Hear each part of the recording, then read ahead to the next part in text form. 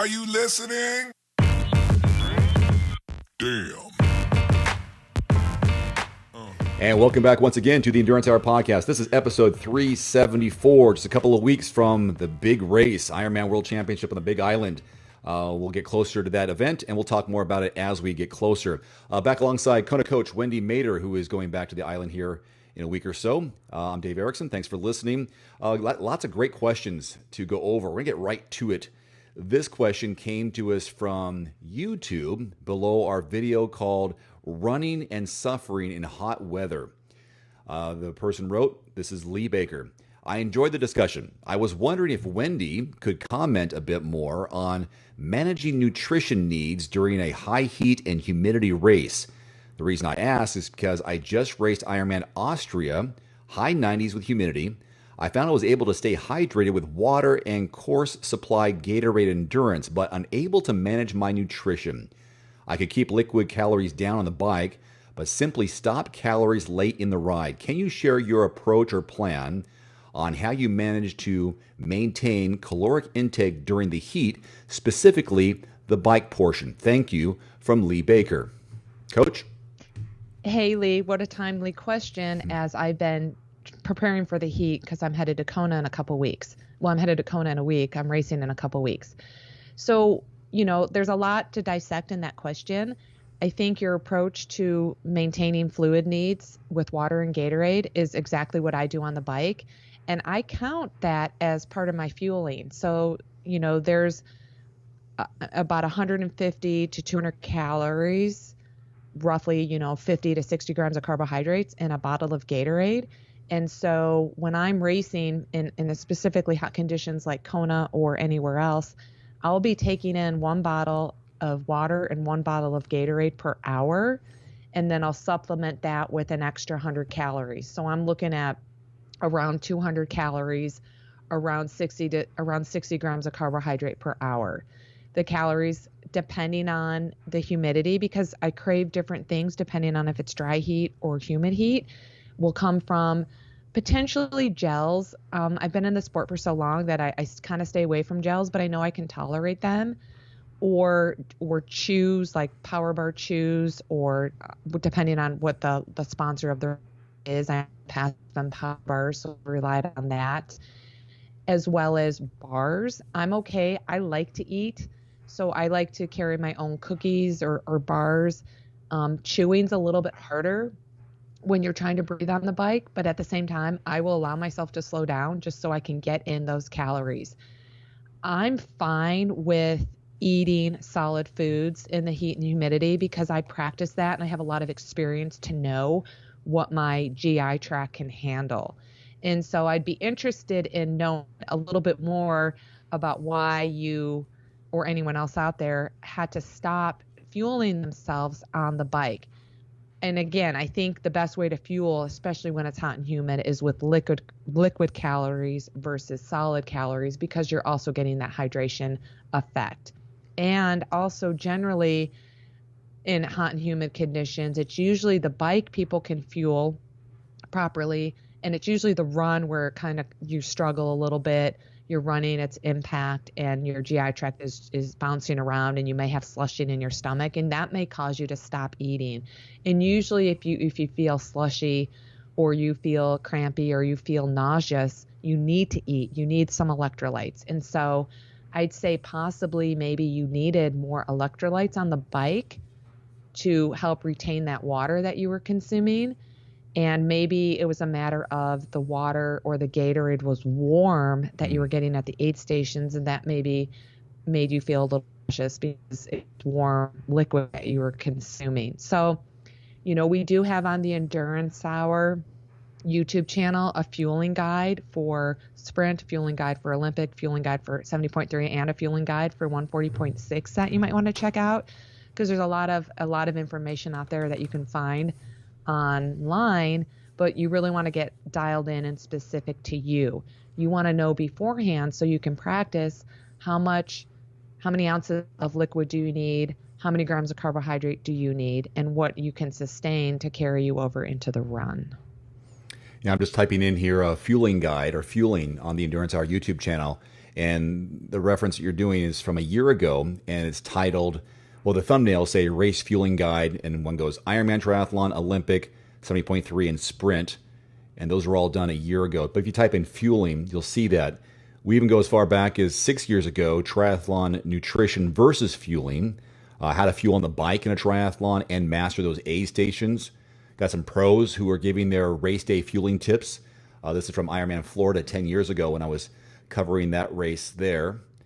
A lot of good things here of foods to avoid during training or racing and so on. So there's lots of great resources. I mean, this is I like to consider this a living, growing library of information on the Endurance Hour YouTube channel. That's kind of the reason why this is growing so big. First I started doing the channel to share race footage, personal race footage. And then when I started covering Ironman for the WTC, I was putting, interviews with, pre-race, race day, post-race with all the pros, and then age groupers and so on. So I've got all this great resources available. And then we've been gathering clips from our podcast, from one-on-one questions that we've received from our listeners and viewers, all on the channel. So there's well over 2,000 videos on the Endurance Hour YouTube channel. So you do use the search option, you're bound to find what you're looking for. If not, just send us a question, and we'll record it and we'll add it to this growing library.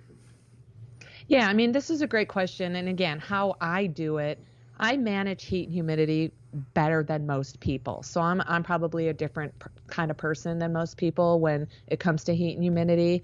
But I think that the main points are it's okay to fuel with liquid only. You don't always have to just rely on solid. Make sure what you're drinking is cold. Making sure, if they supply wet sponges or wet towels to keep yourself cool, and making sure you're taking those electrolytes are really important in the heat and humidity. I was doing some research on my cold plunges. I got that cold plunge tub in August. I've been doing videos almost daily, and I do a cold plunge after every single workout. If I'm home, I'm doing that, then I will go in there afterwards. I'll rinse off, go in there afterwards. It feels great. My temperature usually is around 50 degrees. And I don't know, compared to other people, if that's too cold or not. My wife can't stand it, but I'm okay with 50 degrees. And I was doing some research on cooling the body. And there are 3 areas, did we talk about this? 3 areas in the body that you can have contact with that will cool you the most efficiently. And I thought, the head, easily. When you're in a race, you're in Kona or hot elements, you want to put stuff on your head. And that was not what they suggested, because your head works as a thermostat. So if you're cooling down, your body says, we got to warm back up because we're too cold up there. And so it does the opposite. And I didn't know that was true. I was like, put ice in your hat. It'll cool you down naturally. The 3 areas are your feet, your palms, and there's a spot just underneath your eyes, above your cheeks. There's a fleshy area in there. If you can cool that area, there's some sensors in your body that send signals to cool down. I always thought under your armpits was one too, but your palms, your feet, and a spot there kind of below your eyes on your face. Interesting. Yeah, I never knew that. That's I didn't know awesome. that either. But there were athletes I remember years ago covering the Xterra World Championship, and Conrad Stoltz, called the Caveman, was his nickname. He would hold these packs of these bags that you could break, and they became cool, like cool bags in your palms. And he was also sponsored by it. So when he talked about it, I knew he was trying to push his sponsor, but that's what they do. And if you hold something in your palms, that'll have a better cooling effect in warmer weather. That's really good to know, because I would have said your head, your armpits, and your groin. Yeah, I've heard the groin and the armpits as well. Yeah. People put ice down their pants. But if you feel good and it works for you, then keep doing it. But the head thing was just the opposite, strangely enough.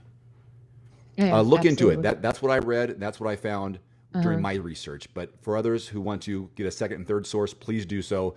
And if you find something that contradicts this, let me know. But that's what I found, and that's what's working. Yeah, interesting. More questions here. This one from Sydney. I'm a stay-at-home mom with 3 kids. I'm starting to plan my event schedule for next year, 2023, and my ultimate goal is to qualify for Worlds with a late springtime 70.3 as my qualifying event. What type of events, Wendy, do you suggest leading up to my 70.3? I've been doing triathlons for 3 years, finished an Ironman in 2021, did an Olympic and 70.3 this past year. My schedule opened up now that the kids are back in school. So, what type of events do you suggest I do leading up to my 70.3 in order to qualify for Worlds? And again, it's a great question, very subjective, depending on your strengths and weaknesses and, the exact date of your qualifying race. So I'm going to assume you're going to do a qualifying race, you said in the spring. So maybe sometime in April, May, or June. So the events I like to do leading up to a 70.3 are a couple half marathons, so run only events, as well as a couple sprints and a couple of Olympics. A couple meaning, maybe 2, maybe 3, maybe 1. But I think that stepping stone of, in the fall, it's a great time to focus on running and maybe do a single sport running program, focus on your running, get that up, if it's a weakness or a strength, doesn't matter. It's a good time to be running. Do a half marathon. And then at the beginning of 2023, if you can find any sprints or Olympics, usually they're in the South, like Florida or maybe Texas. You can find some events, or it just depends on where you live, or do your own race simulations. But I think doing some of those, what I like to call B or C races, less important races. They're all important and we all want to do as well as we can in the least important races, but they're just good stepping stones leading up to your A race, which is the 70.3, qualifying for the 70.3 World Championships. So the main thing is kind of maybe less about races, but it's more about making sure you stay healthy and mobile and strong. Again, something to work on now, kind of out of season in the fall, and then work on your weaknesses, whether it's swim, bike, or run, and making sure you do maybe put some more time into that weaker sport in the fall, so you're ready to hit 2023, ready to start more of a multi-sport training plan with more swim, bike, and run, and getting ready for events. Great question from Sydney. And good yeah, luck and to you. one other thing I wanted to point out, I think your idea of racing, I think the races is only going to help you get more experience in a race setting with your mindset. Mm-hmm. And then also, you're going to learn about your physical preparation, whether it's working or not. So I think planning ahead is a great idea of what you can manage and what you can do. And it's a good time for you as a parent because your kids are in school. And so you're kind of planning that spring event, kids are in school, and then maybe you can have a little bit more freedom. You've qualified, kids are out of school in the summer, you spend more time with the kids, and then you start training for the fall 70.3 World Championship. This question from Mike. Hey, Wendy, a bunch of triathletes are doing Waco next year. I'm considering it also. I'm also trying to lift and burn fat. Can I train for an Ironman and burn fat by lifting? I feel that Ironman training takes so much time. I've also lost all my old times. I'm not sure about endurance, but probably some there also. What are your thoughts? So I know Mike personally, and so I thought this was a good question because, what I followed up with him is you're always in a fat burning state. You're burning fat as you rest. And so I wanted to clarify to him right now, he is working on losing weight. He's working on losing fat weight. That's different than saying you want to burn fat. It just means something different. So I think doing the strength training is really important if you're trying to lose some body fat. You want to build muscle. Muscle expends more calories at rest than fat does. So building that muscle increases your metabolism. You're going to expend energy with the more muscle mass. So I think that's a great thing. And again, Waco is in the fall. It's in October. So now, as we're in fall of 2022, keep working on that strength training, working on losing the weight you're trying to lose now before you start triathlon training. Some people get into, myself included, way back in the day, is I'd be training for an Ironman and I either wouldn't lose weight or potentially would gain weight, because sometimes when you're training at a certain volume, you're just always hungry and you're eating more than you realize. And if you're trying to lose weight, training for an Ironman doesn't guarantee that you're going to lose weight. And so it's best to start your specific to Mike, your Ironman training program at a body weight that you're, satisfied with, and that you're not going into the Ironman training with the sole purpose of trying to lose weight. You want to go into your Ironman training with the goal of performance, health, fitness, and performance. And so, you're absolutely right. Ironman training does take a lot of time, and the best training plan is one that fits into your life schedule. So you don't have to train like you used to, and you don't have to train like your friends are. What's appropriate for you is different than what's appropriate for other people. So, you may want to consider seeking out some coaching or some consultations to help develop a plan that fits around your current lifestyle, so it doesn't feel overwhelming to you and you enjoy it. This is interesting. I find, and I have found as I've tracked my weight over the last 6 months, we have this scale and an app that goes with it so I can see what my weight is, my body fat percentage, and bones and water and all that kind of stuff. And, I had a goal early on. If I can get down to the low 180s, that'd be great, because I know a lighter person, if your fitness level is the same, you'll go faster on the run. And that was hoping to go a little faster. But I find that my weight has always been balanced, or has been balanced the last 6 to 12 months at a certain weight, no matter what I do, regardless of how much I train and what I eat. It's always pretty balanced. So for someone like Mike, maybe once you get into your training, your weight may balance out and stay that way, because you put out effort and you put back in the food, and maybe it'll stay there.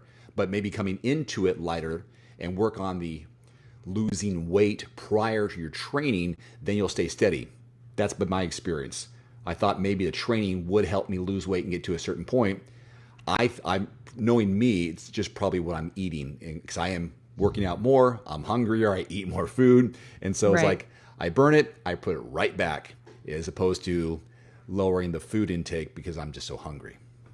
Well, and I think there's something, if you eat nutrient dense foods, meaning whole grains, vitamin and mineral rich foods, fruits and vegetables, lean proteins, lean meats, healthy fats, then you can maintain your body weight and or lose weight.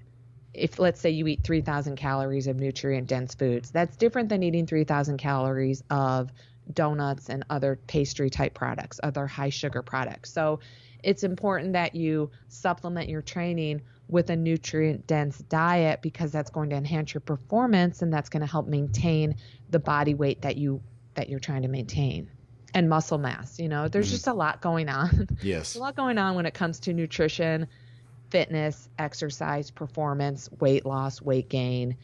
There's a lot of variables that come into play, but I do want to stress the importance of the weight training is important to build some lean muscle mass, as well as the nutrient dense foods, as well as sleep.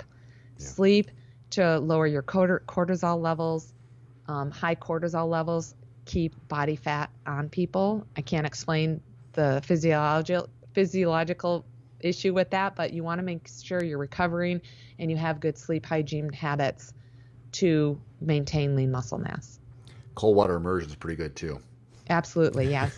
As I've experienced, I've never been more calm and relaxed and stress-free in the last month and a half since doing the cold plunges. Is incredible. I feel great all the time, and I haven't been sore. I think maybe I told you that too. I haven't had any soreness, any close. I haven't been close to being sore like I have been in the past since I've been doing this. It's the perfect recovery for me. Yeah, good. Yeah, and I think you just said it. Low stress. Yeah. Is really helpful when it comes to, how much body fat your body likes to hang on to. It has to do with stress levels, and it's that cortisol level that's high that holds on to that body fat. And as you're talking about Mike and his question and his journey, it just reinforces the need, the helpful and positive need to maybe get a coach, maybe get an outside perspective, looking at you from a distance on what you're doing. So maybe you're too deep in the weeds. You can't see what's going on with your own life of, what am I eating? It's like, I haven't even thought about that. Maybe I should add a few more of these things in here, so that that person who has been there many, many times can say, all right, Mike, I see what you're doing here. I like this part. This part needs a little tweak. And Mike goes, I didn't think about that. Wasn't even aware, because I haven't experienced that yet. So coaching is so helpful from someone who's been there, done that. Yeah, absolutely. Even if it's not a triathlon coach, just a registered dietitian can help you with your diet. It's all about accountability. Having someone on your journey with you to hold you accountable is very helpful. Yeah, it doesn't have to be a triathlon coach per se. This question from Sarah, going from a half to a full distance training program. She says here, I completed your couch to 70.3 program that I got on Training Peaks with success, and I'm considering registering for a full distance Ironman in 2023, 140.6. Can you speak to the difference in what your Ironman programs are like and the amount of training that it takes to go from a half to a full distance, Coach Wendy? Yeah, great question. So the main thing about going from the half to the full distance is your traditional weekend workouts. Most people ride and run longer on the weekends than they do Monday through Friday.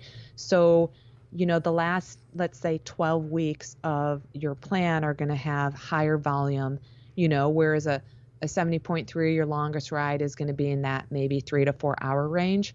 For a 140.6, your longest ride is going to be in that 5 to 7 hour range. And then your longest run for a 70.3 could be 10 to 15 miles, and your longest run for a 140.6 is going to be 15 to up to 20 or maybe more miles, depending on your experience, your ability, and time available to train, of course. And so that's the main difference in the plans that we created and just how I coach athletes in general. You're going to have a little bit higher swim volume as you get into that final 8 to 12 weeks of your training plan during the week. Most people swim during the week. And then, your intensity is going to vary. Maybe for a half distance, you're going to be doing maybe like half mile repeats at the track, whereas for an Ironman distance, you may do mile repeats at the track. So there's a little bit of fluctuation, but the volume is going to be more or less on the long ride, long run. And you can see all those plans by going to Training Peaks, just type in Coach Wendy Mader. And when you do, she kind of puts it out there, you can get 33% off any of those plans. I'd say it's not advertised, but it actually is within your description of those plans. Like, here, use this code and you'll get 33% off all my plans, anything you want. It's pretty cool. And there's video elements to all the training plans too, which kind of sets it apart from other plans. All right, this question here, I'm trying to do the math on it too. This is from Paige. She writes here, I am currently working through your training program for Ironman 70.3 Indian Wells on December 4th. My plan, if all goes well, is to participate in Ironman 70.3 Morro Bay on May 20th, 2023. My question to you is, do you think it'd be feasible for me to participate in the full distance Ironman in Alaska on August 6th, 2023? I would like to follow one of your training programs again, but not sure about the timeline. So I'm looking at the timeline here. December 4th, that's one coming up probably. Mm-hmm. And the next one after that's 5 months later, May 5th, or May, for Morro Bay. But then she asked, should I do the one in August, which would be 3 months after that? Do you follow the timeline here? Yeah, I do. And, again, thank you, Paige, for following one of our plans and sending us some great feedback about it. So, you're already well into your 70.3 plan with Indian Wells, roughly let's just say 2 months away. I haven't done the math. Great. Do the race, finish, do a race review, see what worked in the training plan, see what you need to focus on differently, take some recovery time off before you start your preparation for the race in May, and consider following the same program you just did. You're just going to be at a new fitness level. You're going to have new training zones to follow, and that's an option to do.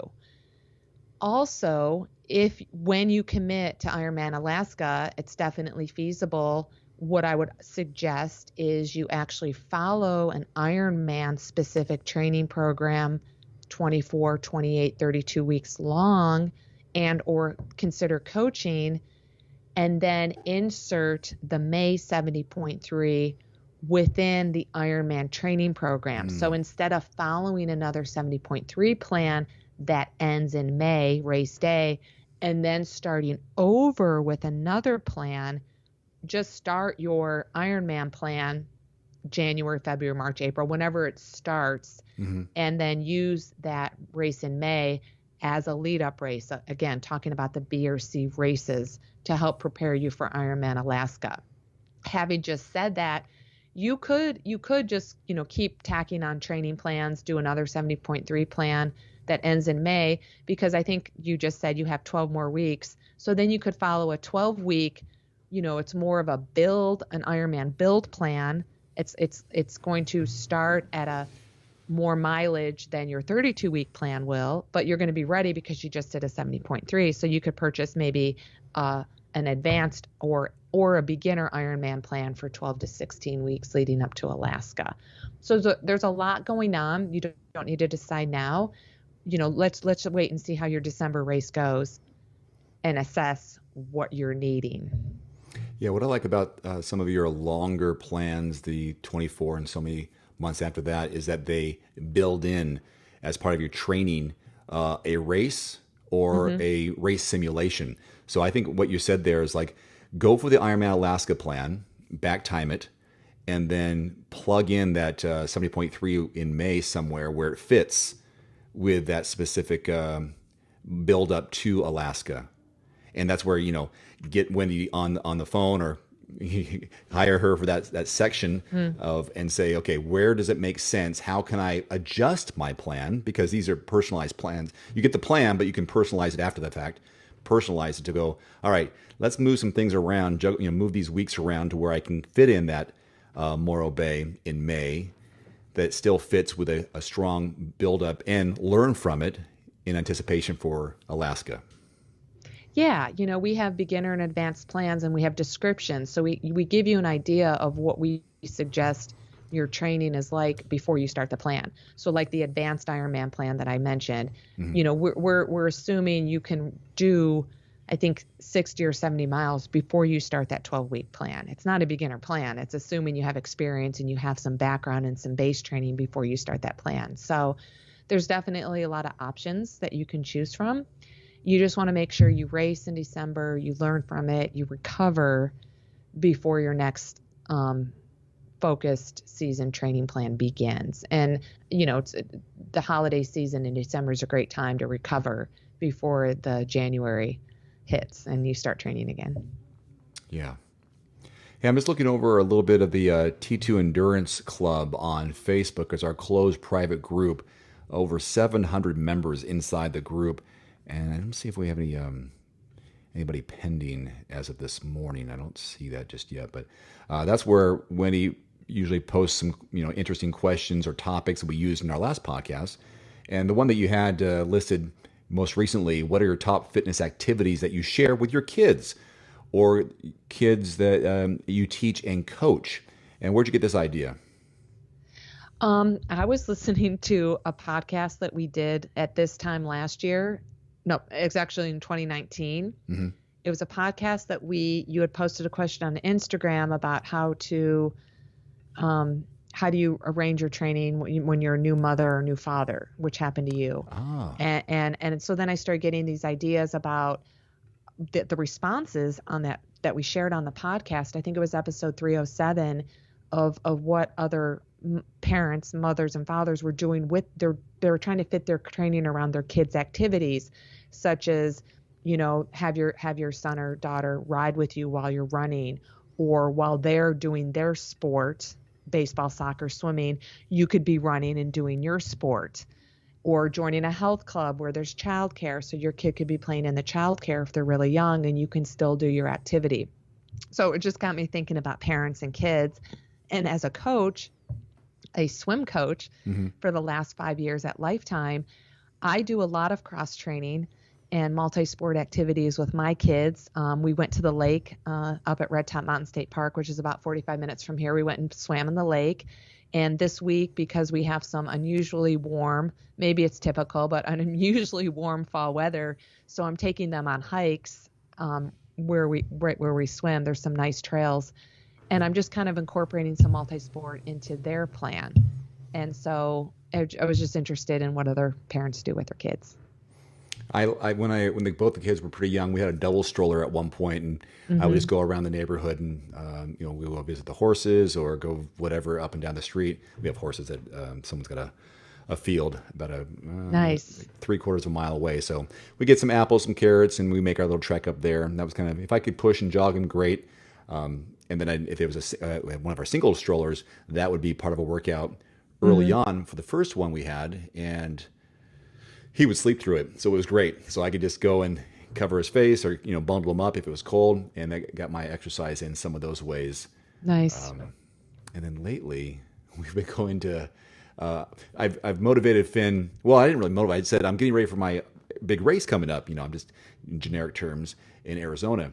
And because he saw me running, he wanted to go with me and then, go on his bicycle and go. Oh, nice. So I told him about Iron Kids. I said, how about you do the Iron Kids run? What's that? And so he get all fired up for it. So we're going to sign him up for the Iron Kids run. And we've been going down to the mailbox and back. We did that a couple times recently. And he got some shoes recently. And those are his fast shoes. So that's what, even though it turns out to be, so many, half a mile when it's all said and done, right. We do a couple of different, laps. He feels like he's training and it gets him excited for, fitness, life fitness. And that's one of the things that, he sees it, he does it, it's basically just mirroring the things he sees around him. So that's one of the things that we do. And the comments we had in the Facebook group is, running with our kids in a stroller. Same thing that Charlie does and Kirsten has done, right? Or she'll go long walks with the dog and we run races. The dog's in the stroller. Kirsten's dog is in the stroller. Is that right? Is that what she said? Said we go on long walks with the dogs. We run races. She's in the stroller, and we go to the gym every day. So her daughter's in the stroller. Okay. Not the dogs. Not the dogs. She does. Kirsten does have two little small dogs. Okay. She's one of my good friends in Colorado. So she has two small dogs, but she runs. And I've seen pictures of her running with her daughter Cora in the stroller. That's awesome. I think Cora's going on 4 years old now, and so she's been doing this since Cora's been a baby. Yeah. And so definitely, she incorporates her daughter into everything she does. Do together. It's so cute. Mm-hmm. Do a lot of swimming together and running and the dogs and she's a good, just like you are, she's a good role model for her kids. I told that to Finn, which kind of a cool name after, now I think about it with, swimming like a fin. He goes in the kids pool for his swim lessons. And then he sees the lap pool. I said, that's where the big kids swim. He goes, oh, will I be able to go over there? You'll make it someday. You'll make it to the big kid pool and we can swim together. Nice. So it's like one of those little carrots, like one day you'll make it over the big kids pool and do some laps and we could swim together. What a good goal. Yeah. Anywho, that kind of wraps up our questions that we're going to use this week for the podcast, 374. Wendy's exactly 2 weeks away at this recording for the big race. And where's your mind at right now? Not physically, but where's your headspace? I'm going to celebrate my preparation. It's going to be a complete celebration of my preparation for Kona. I'm so excited. I haven't been injured. I've been healthy, and I'm just looking forward to enjoying the day, whatever it brings me. Mm-hmm. Yeah, this is the first time that Kona is back in Kona after 3 years off, and then the first time we're doing the split race, men and women. And it's the last time Mike Riley's going to announce in Kona. That's right. Yeah, I was thinking about that too with my little motivations and things to look forward to Arizona, because it'll be his last North American race that he calls will be Arizona. Yeah. So that's a good why. I mean, there's a lot of good whys about going. Yeah. And perks. You had asked me if I was following any of the pros or anyone on Instagram posting about all their, things going on because they're in Kona already. Mm-hmm. And I haven't been because I want to be in Kona already and I'm not. So I'll be there in a week. So I'm really actually looking forward to a good time and a good celebration. So how many days ahead of time? You'll be there for a full week? Yeah, I fly out September 30th. The race is October 6th. The banquet is October 9th. So the banquet is still Sunday after the men's race. And then I fly home. I fly home Monday the 10th. And so when we were making our reservations, we didn't know what day the women were racing or what day the men were racing. So I was prepared to stay a couple days after the men's race because I didn't know if I'd be racing that Saturday. And so that's going to be exciting. It's going to be a good trip. And, just again, a lot of historical things are happening this year with Kona. Yeah. Not being there for 3 years. That's historic right there. Big time. And listeners, we're going to try and make a podcast there while Wendy is on site on the island a couple days before the race. We're going to try to arrange that in some form. And I don't know if we'll be able to do it after the race. Probably not. But we'll have a post-race recap for sure when she gets back. So we'll have one more podcast next week before she leaves, and then we'll try to get one when she's on the island. She's going to bring some equipment, so we'll try to do a podcast of the sights and sounds of Kona 2022. You know what one of my favorite sounds in Kona is? And this is a random thing. Okay. The helicopter, because when you're on the marathon course, you hear the helicopter because they're filming the pros. Yeah. And every time I hear a helicopter, I think of Kona. Like that's what I associate helicopter sounds with, is flying around during the marathon is when you hear it, because I know they're filming the race and it's mostly the pros. So you know what? It's that association. So you think about that, when you're not on the island, right? Like right. Every time I hear a helicopter, I think of Kona. Well, you've got a lot of experience hearing the helicopter in Kona. Right. Yeah. Huh. So that's a noise of Kona, and just, obviously the waves. It's a nice sound. Yeah. Nice peaceful sound of Kona. One thing that you're bringing up, the sights and sounds, I miss, and I do miss this, is getting on the back of a motorcycle, a moto, as we call it, when I was covering the race. Because I would go, I don't think I ever made it all the way to Javi because it wasn't necessary. But I would get and chase the pros after the swim, get on my moto with the driver, whoever's a volunteer from the island, and sit back on the back of their Harley or whatever it was, and record people. And when I was with the Timex multi-sport team and working for Ironman, if I ever saw one of our jerseys, I had the guy slow down or the girl slow down on the motorcycle. Like, let me get these guys. So I would get some of our teammates and then make a special video for them just to get some clips. Yeah. Because it's, I feel like it was one of my ways to give back. And I just I know how cool it is. I've always wanted it to see myself in a race situation, and no one's ever really caught me on the bike or really running in a professional sense, like, capturing it in video. Yeah. So if I can give that back to our teammates, just as friends, like, hey, whoever it is, let me see, here you are. You have this very rare that you can't get. And I always thought if I could do that to our athletes and see them on the course, they would love it, make them feel good, great memory. Yeah. And I don't know I never got you, did I? No. Just pre-race interview. You've just done pre-race interviews. Yeah. Yeah. Anyhow, my little flash memory of getting out there, those long days of just sitting on the back of the bike and going and chasing the pros, and all these visuals of all the big names you could think of during that phase of I'm watching them in their element do their thing. Yeah. It's pretty cool. Pretty cool. Absolutely. Thank you so much, everyone, for listening to this episode of the podcast. Check us out online, endurancehour.com. Sign up for that newsletter. We've got 2 newsletters that go out every week. One is specific about discount codes that we have, and one is about a recap of the program, plus some links to topics that we discussed, videos, articles, and so on. Go endurancehour.com for that. All right, one more podcast with Wendy before she goes to the island. That's next week. And until then, have a great week of racing, training, and recovery. Take care. Adios. Adios.